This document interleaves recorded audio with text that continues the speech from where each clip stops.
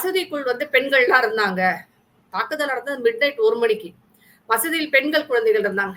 மசூதிக்குள்ள அந்த நேரத்துல பெண்களுக்கும், குழந்தைகளுக்கும் என்ன வேலை இருக்க முடியும்? அப்ப யார் அவங்க? எதுக்கு தங்க வச்சிருக்கிறாங்க அவங்க மசூதியில? அப்படின்ற கேள்வி எல்லாம் எழுது. அது அந்த அந்த தாக்குதலில் இறந்தவர்கள் எல்லோரும் தீவிரவாதிகளாக இருக்கும் பட்சத்தில் இது உலகத்திற்கே நல்ல ஒரு விஷயமாகத்தான் பார்க்கிறேன். இப்ப நேத்து நடந்த தாக்குதல்ல இன்னொரு ஒருத்தர் செத்துருக்கிறார். அவர் யாருன்னா ஒரு ஜூவிஷ் ஜேர்னலிஸ்ட கொண்ட வழக்குல வந்து மாஸ்டர் மைண்டா இருந்தவர். நிறைய உலகம் பூரா நிறைய இஸ்லாம் மதத்துக்கு எதிராக யாரு பேசினாலும் அவங்களை கொண்டுடுவாங்க இவங்க. அப்படி கொல்லப்பட்ட ஒரு ஜூவிஷ் அவரோட தலையை வெட்டி எடுத்து கொண்டு போய் வச்சாங்க. அவரை கொண்டவங்களோட மாஸ்டர் மைண்டையும் வந்து நேற்று செத்து போயிருக்காரு. அப்படி பார்க்கும்போது உலகம் பூரா இருக்கும் தீவிரவாதி ஒசாமா பின் லாடன் இல்லவே இல்லைன்னு சொல்லிட்டு இப்ப அங்கதான் இருக்கிறாரு.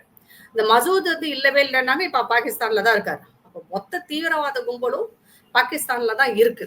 அப்படி இருக்கும்போது இந்தியா முழுக்க முழுக்க இந்த தீவிரவாத அமைப்புகளை ஒழித்தால்தான் உலகத்திற்கே விடிவு காலம்னு சொல்ல முடியும். இந்தியாவிற்கு மட்டுமல்ல, உலகத்திற்கே விடிவு காலம்.